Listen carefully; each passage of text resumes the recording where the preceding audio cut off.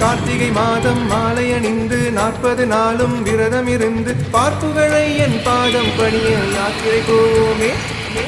இருமுடி தன்னை தலையினில் தாங்கி ஒரு மனதோடு ஐயனை எண்ணி சுதந்திரமாக சரணம் பாடி பயணம் செல்வோமே.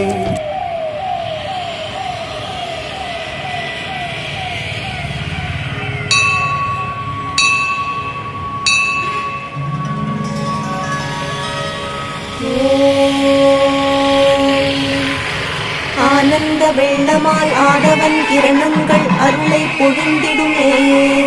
வைகரை வேளையில் வடிவேலன் உற்பாதம் அழைத்திடுமே.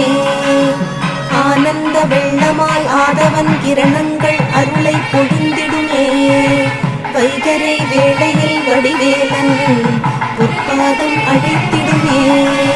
பூவிடும் பூங்குயில் வண்ணமயில் முருகனின் புகழ் பாடுமே.